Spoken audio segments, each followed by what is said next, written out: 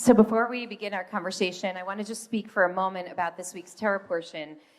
What we're doing now is kind of a sermon in dialogue in a way, and I want to frame this first by sharing with you one particular fact of note that comes from Parashat Yitro that I am struck by again and again and again as we come to this point in the Torah.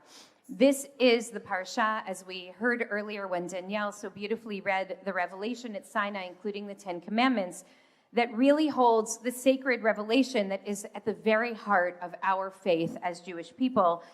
And yet, the Torah portion is called Yitro, not Moshe, not named after Moses, but named after Moses' father-in-law, who was Kohen Midian. He was not only not an Israelite, not part of the people, but he was actually an idolater. He was someone who came to visit Moshe and the Israelites just as they prepared to assemble at the foot of Mount Sinai in order to receive this divine revelation. So the question always emerges when we come to Parashat Yitro, why is this Torah portion that holds in it probably the most important and impactful moment of revelation in all of Jewish history and Hebrew history, named after someone from outside the community who has a relatively marginal role in the story, or so it appears? The rabbis attempt to answer this question by making it a little bit more complicated than it even was to begin with, which is their way. And they suggest that, in fact, the events of this Torah portion may not have actually happened in the order that they appear in our story. The way it appears in the story, Yitro comes to visit and engages with Moshe and the community right before the revelation. But some of our rabbis suggest, in fact, that really Yitro came after the revelation. So then the question is, why does something that happens after the revelation get flipped in the order in this parasha, and then this somewhat marginal event actually becomes definitional for the revelation of Torah, the revelation of God's word at Sinai? It seems a little bit preposterous. So I want to remind us today, as we head into this conversation, of a comment by Ibn Ezra. Ibn Ezra's words have been shared in this room before over the years, as we have met Parashat Yitro in years past in other moments of fear and anguish and heartache for our Jewish community. And I think that his words bear repeating today because they seem in some way maybe even more critical and urgent today than they have been even in years past. So here's what Ibn Ezra says. Ibn Ezra claims that Yitro's visit to the camp was mentioned here first before the revelation witnessed by 2 million people in the desert, this core and critical moment, for one reason. Because at the very end of last week's Torah portion, at the end of Parashat Beshalach, we heard the horrifying story of the attack of Amalek against our people, against the Israelite people. And you might recall that Amalek is notorious because they attacked not only the people Israel, but the most vulnerable among the people Israel. They attacked the children, and they attacked the elders, and they attacked those who could not defend themselves. And that is how Parashat Beshalach ended. And here's how this one begins. Yitro, the priest of Midian, Moses' father-in-law, heard everything that God had done for Moshe and Israel and came to see the people. Ibn Ezra suggests for us that the reason that this parsha starts with Yitro and in fact is named for Yitro is in order to juxtapose the acts of Amalek with the acts of another person who comes from outside our community, Yitro, who engages our people in a totally different way and with a totally different heart.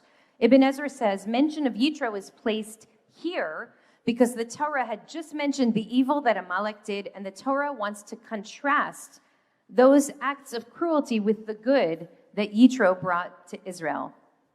I think that lesson is absolutely critical for us today, because what it is saying is that it is important not to diminish or downplay or justify what Amalek did to Israel, and it is equally important not to look at every person who dwells outside our immediate family as Amalek, as someone who intends to do harm to our people forever.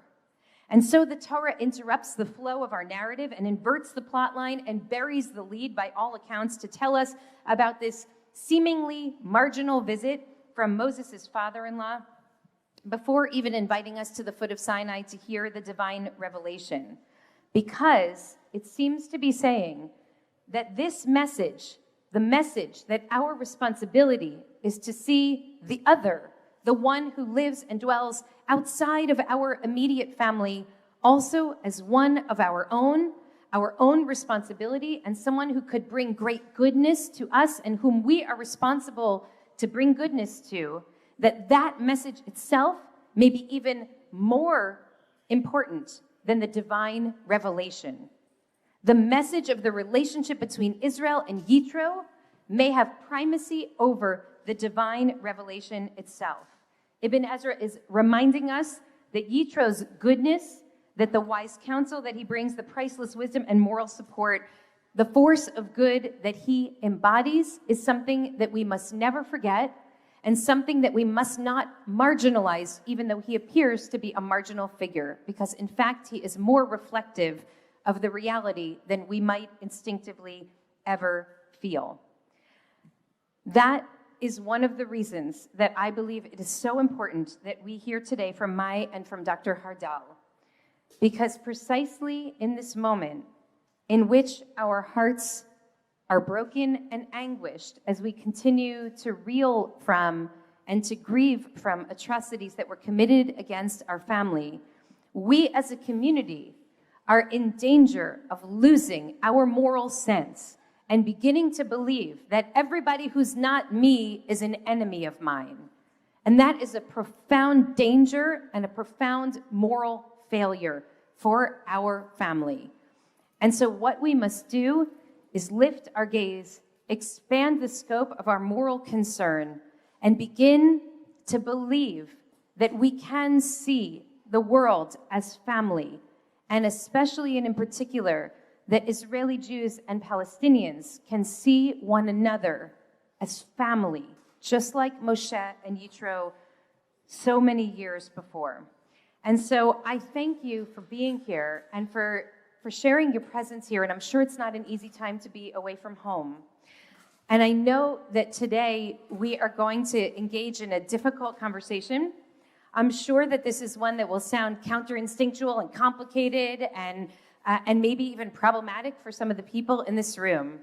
And I believe that it is absolutely imperative that we listen today, that we listen not only with respect, but with great open hearts, because the voices that you are hearing on this bima today are serious and intentional thinkers. These are people who for over a decade, and for many years even before that, have been involved in the struggle to imagine a just and peaceful future. These are people who have chosen not to cast their lot with those who believe that eternal war is the only future, and instead to dream and to imagine that together we can do better, and we must do better. So I believe that it's imperative for us as a Jewish community to hear from you and to ask our questions and to engage in this challenging conversations and to learn as much as we can so that we can continue to platform and to resource and to help support those people who are actually on the ground, whose lives are most immediately impacted by the conflict, so that we can together support a way out of this. So I'm going to turn it over to the two of you, and I want to ask you to speak for a few minutes, if you would, about how the two of you came to this work and how you envision and believe that we might ultimately achieve a just and peaceful future. Okay. Thank you. Thank you very much. Shabbat Shalom.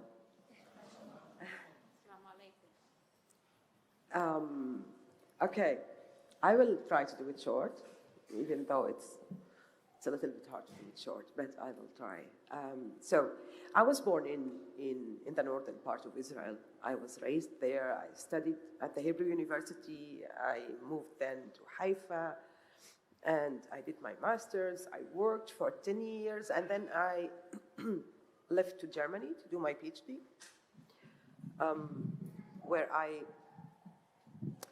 also lived for 10 years. And 2015, I turned back to Israel-Palestine.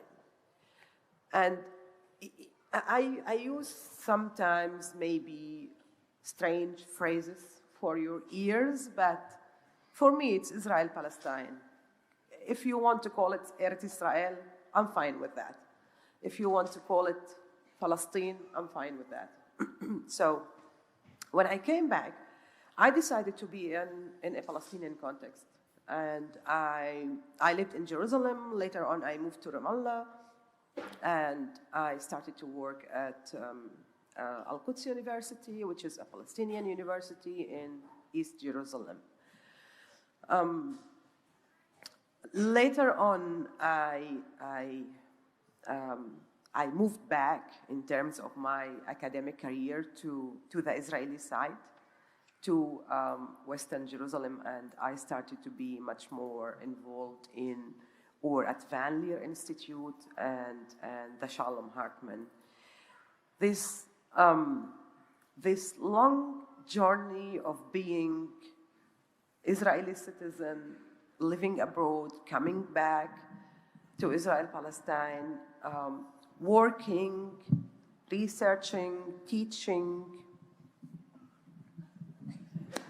engaging on both society, very close in both societies, gave me actually a kind of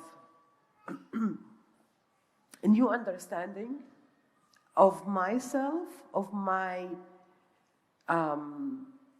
complex component of my identity as a Palestinian, but also as an Israeli citizen. But much important than that, to start beyond the knowledge and beyond theories and beyond history and political analysis and understanding, to understand in a very deep sense where both peoples are.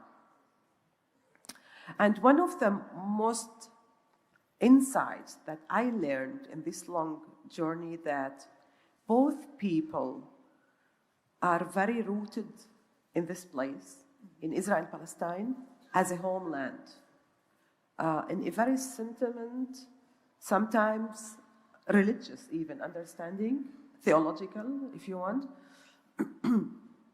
but also political attachment to that place.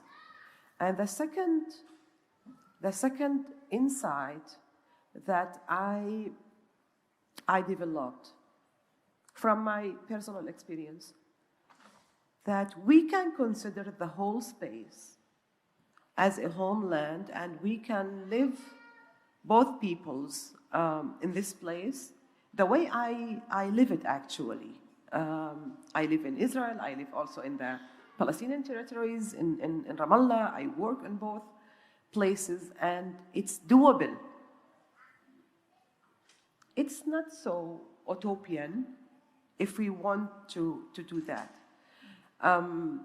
And the third insight maybe is to understand the deep trauma and the collective memory of both people, the Jewish Israeli people, through the Holocaust and the long traumatic history they have, and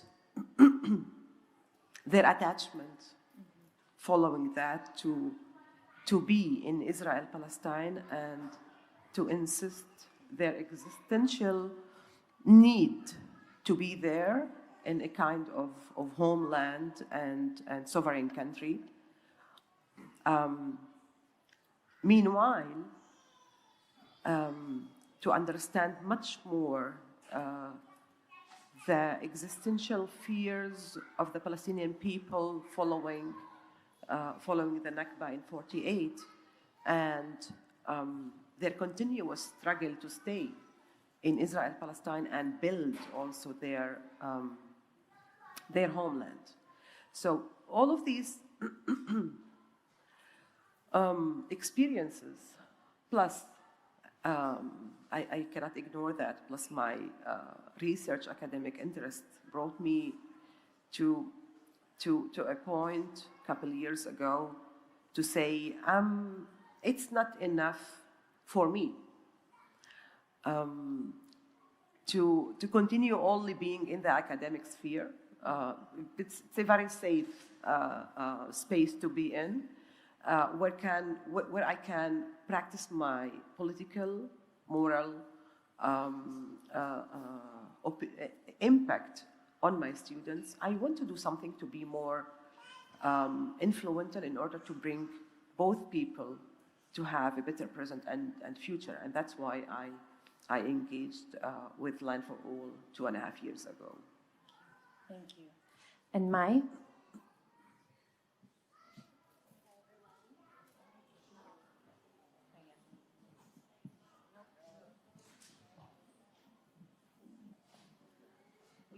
We share. Good morning, everyone. Thank you for being here. I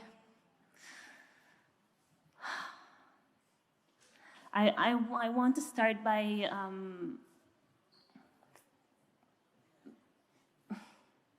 how special it is to be in a community. It's been really difficult the past few months, and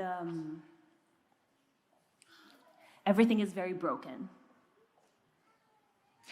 profoundly broken.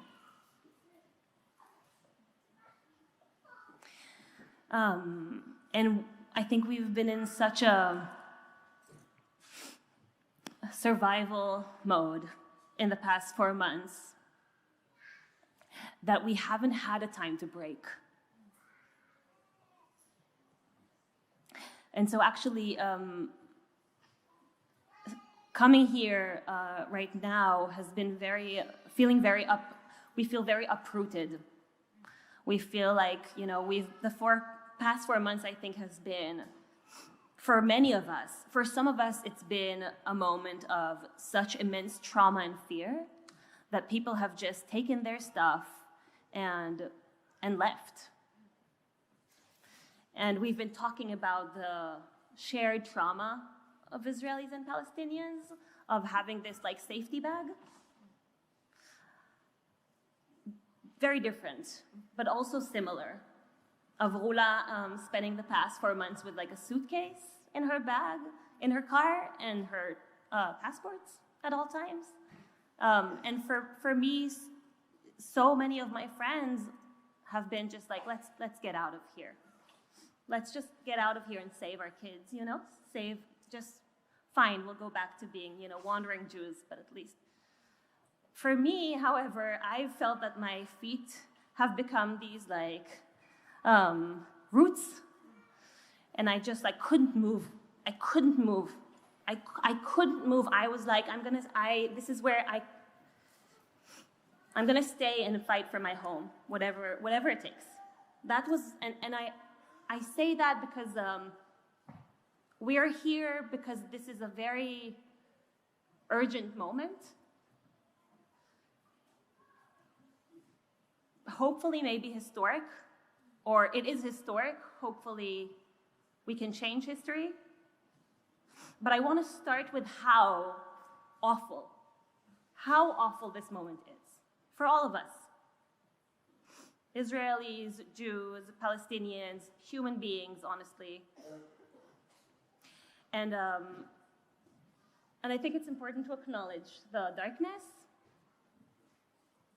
and to sit with it. And I want to say that I've been crying all morning here, and thank you for allowing me to do that, because I haven't allowed myself to cry in 4 months. And being a step outside of Israel-Palestine feels actually very uncomfortable. Like, I want to be home. I actually I want to be home right now. But it's a gift to be in this very thoughtful and I've been talking to David, like how vulnerable this space is. Very, very vulnerable. And that allows for the pain to come up. And I think it's really important to, thank you for letting me feel my pain. I'll try to say a couple of more sentences about the light.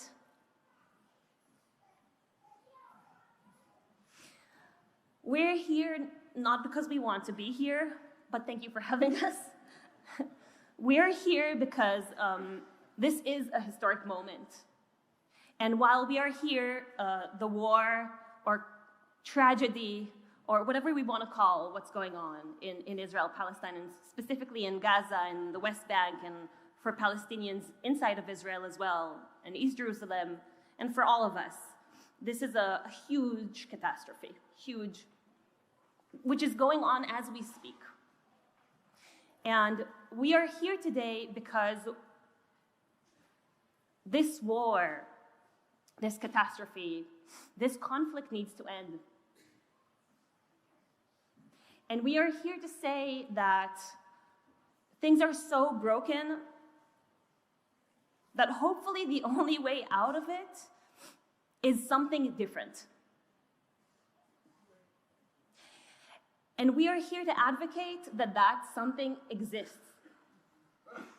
And in many ways, we are a part of it, and we are here as an Israeli and a Palestinian to prove and to show and to invite you all to take part in that change.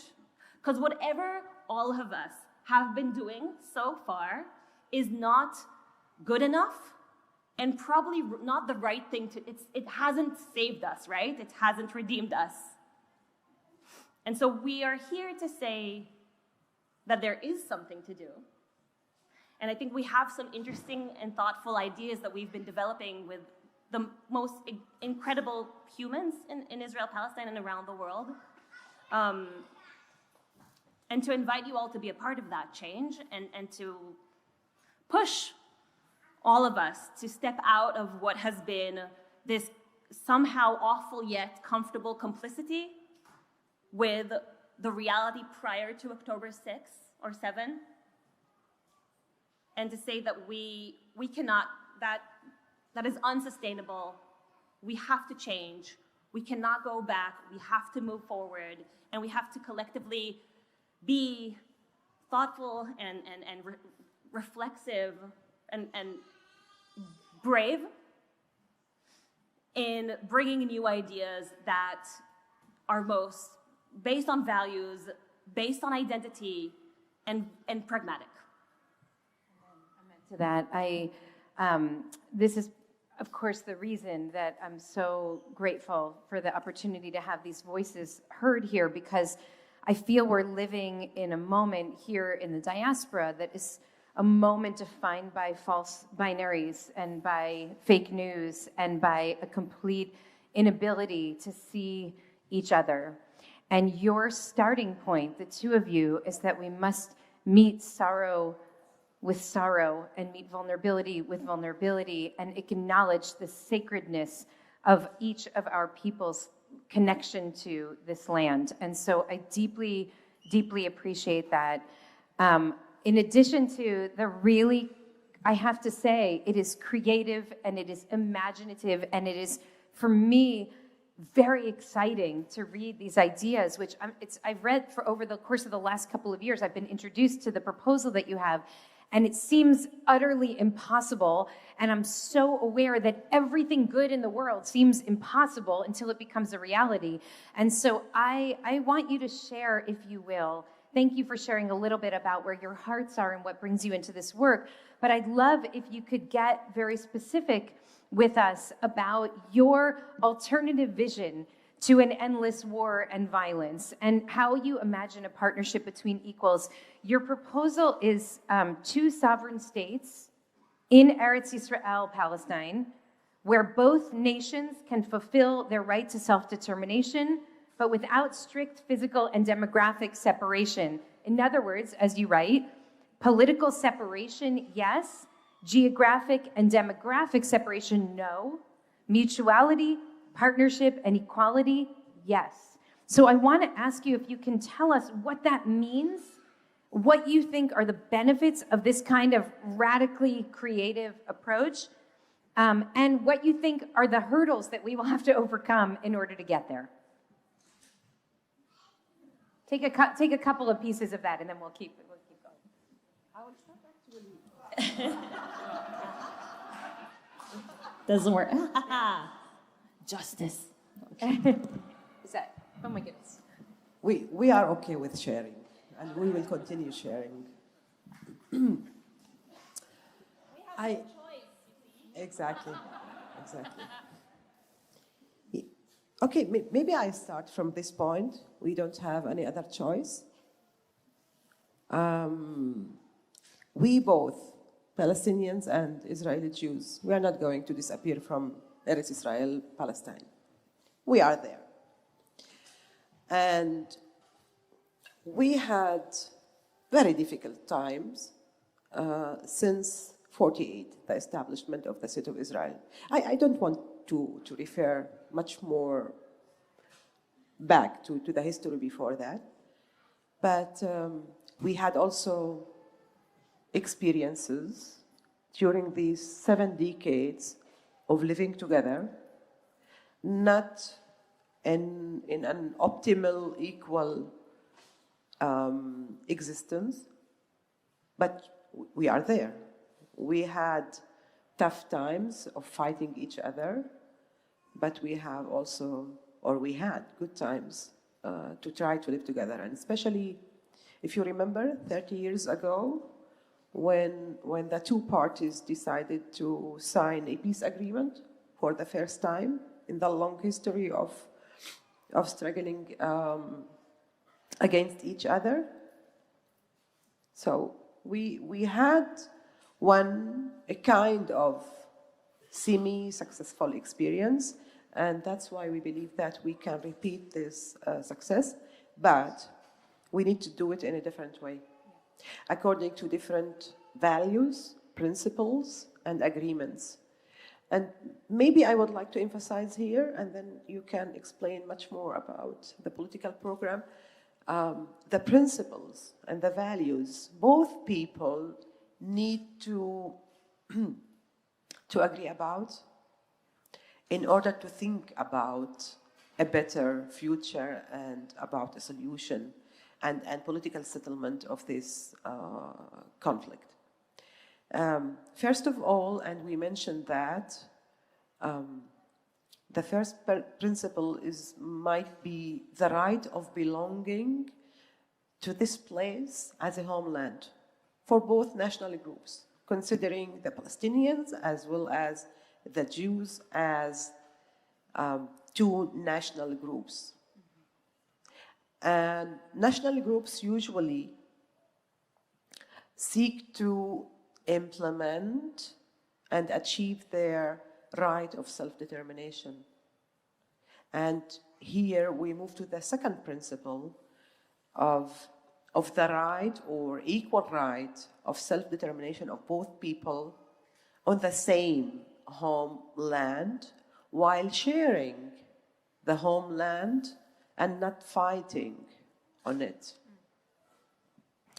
The third principle that we think it's very important is a mutual recognition of the collective memory, history, culture, identity, trauma, suffering, interests, and needs. And the fourth principle that we need to emphasize all the time is the principle of equality. Both individual and collective equality of all human beings in this place, in Eretz Israel, Palestine. And the last principle that we think it's very fundamental in our case after this long, bloody conflict is to have a reconciled process or reconciliation between the two nations. And not only to speak about, just a peace or just signing a peace agreement. We need a process of reconciliation and forgiving of all of what we done to each other during this bloody, ongoing conflict. And then we can start speaking about political settlement and about a solution, viable, sustainable solution for both people.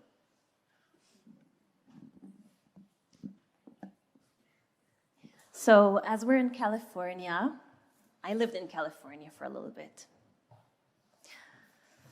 So let's maybe be Californians and take a deep breath.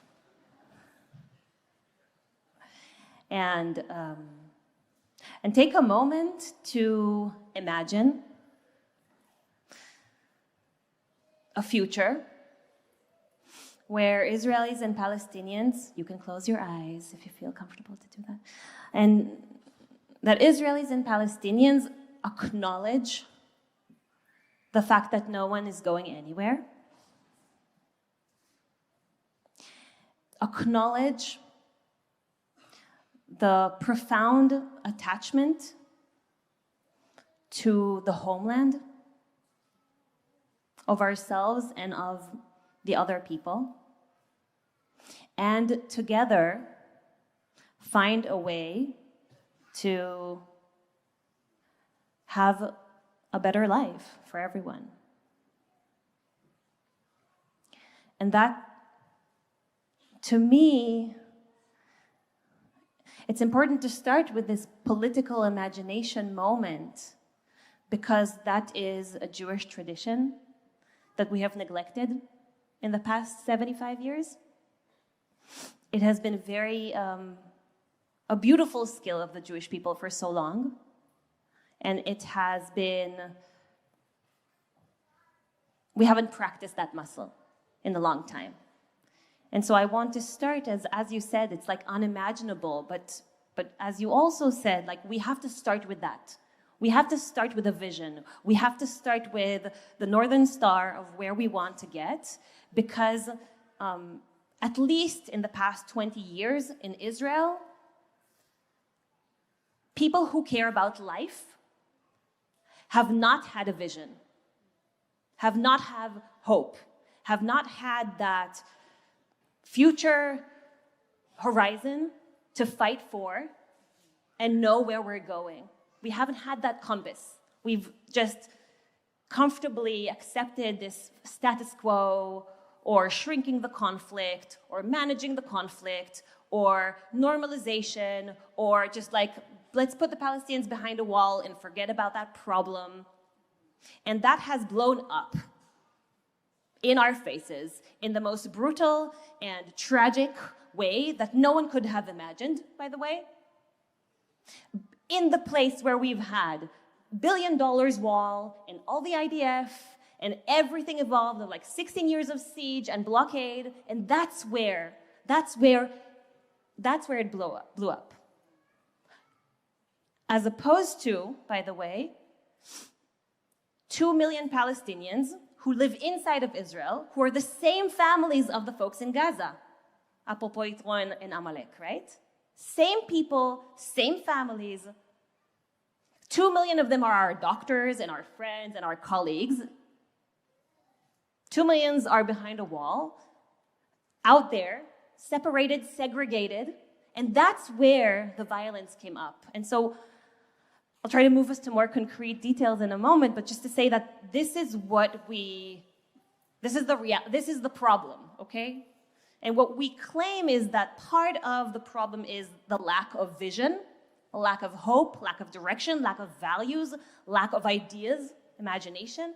The other thing is the paradigm of separation and segregation, which is not only immoral and unjust, it is also just not realistic at this point. As Israelis and Palestinians are interdependent and intertwined, and we're stuck together, whether we like it or not. But we have to start with where reality is, and as Rula said, reality is that no one's going anywhere. We're all attached to this homeland. And if I just to give you some more maybe practical examples, water, no borders. You can't put a wall and say to the water, no, you're Israeli now, because water doesn't care. Or air pollution, or soil pollution, or the sewage coming out of Gaza right now, going into the Mediterranean Sea, and after 36 hours, reaching the Tel Aviv beaches, and then us Tel Avivians are just like, oh, the beach is closed, I wonder why. Whatever, we'll just go to a cafe, not knowing that it's Gaza. It's the occupation, stupid. It's like, sorry, not to offend anyone, but, or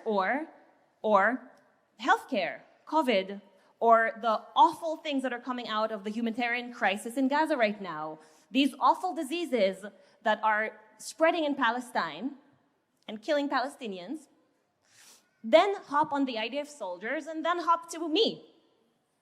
Because however big of a wall you would put, you cannot separate this reality, this homeland, not emotionally, but also not physically. And so if we want to think about a sustainable future, we have to move from this paradigm of segregation, because it's not going to work. It hasn't worked. It hasn't provided safety for anyone. And it's just not thinking about a viable future. So I'll just end with a couple of, to take us a little more deep into the content, right? We are offering what we call 2 states, 1 homeland. It's 2 sovereign, independent, democratic states, right for self-determination, in 1 space, in 1 homeland, meaning that we aspire for freedom of movement and residence. And although that sounds insane right now, we know, and of course it will be gradual and based on safety for everyone and security measures. But if you think about the EU 80 years ago, and you think about an open border between France and Germany, people would say you are insane. Or Northern Ireland and Ireland, by the way, which you cannot say, you can't even see the border. It's crazy. It's unimaginable. But that's where reality is going. And so we have to keep being updated. We cannot rely on solutions that are not speaking reality, are not speaking where people are at.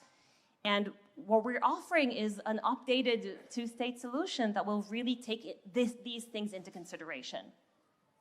All right, thank you so much. So there's incredible material on your website that really outlines both the core values that you expressed and then the basic outlines of the plan that you expressed. And since we knew we weren't going to have enough time for this, but we wanted to take advantage of at least the beginning of the conversation with the 2 of you here in person. And so I'm going to really encourage folks to go to the website and see the proposal.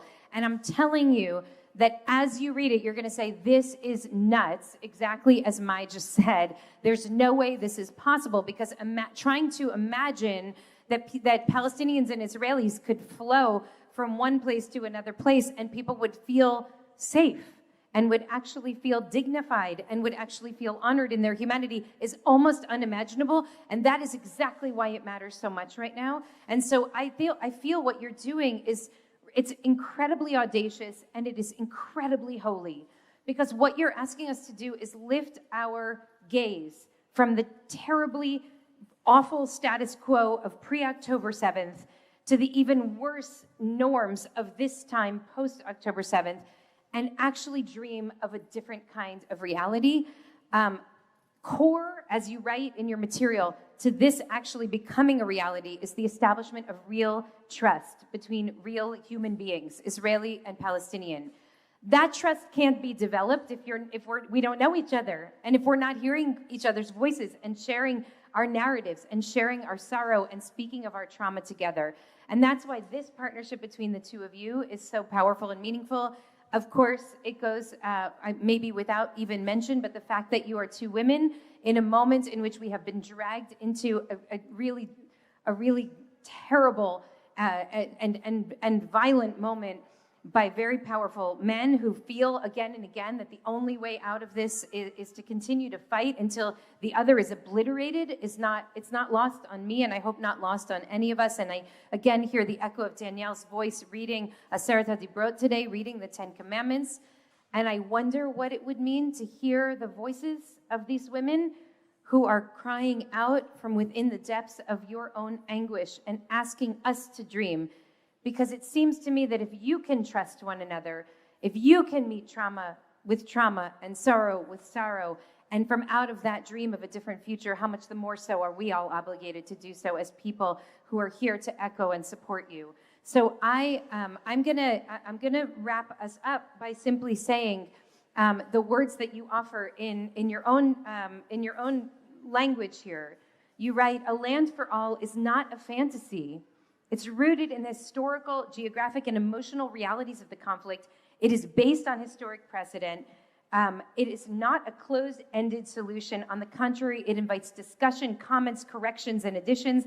But to work toward it, we also have to be able to dream, and mostly to make dreams a reality. It is in our hands." And I am inviting our IKAR community and beyond, anybody who's with us today and who's with us virtually, to take that call seriously, to read this material, to learn about what it is that you are proposing. I have no idea if this is going to be the ultimate outcome, but I believe that every one of us is called to invest in a just and peaceful outcome, and the way that you are proposing feels to me like a great challenge for us to open our hearts to one another precisely at the moment that our hearts might want to close to one another. And so I'm again just inviting you to take this seriously. Our work here is to listen deeply, to platform, and to amplify and to resource the voices of the Israelis and Palestinians who are on the ground doing the work and dreaming together of a just and peaceful future. I hope that God blesses you with continued strength, both of you. I hope that you and your families and loved ones are safe, and I hope and pray with every bone in my body that out of this moment of abject anguish and horror and terror for everyone, that we might together move toward a better future for everyone. Thank you so much for being with us. Thank you.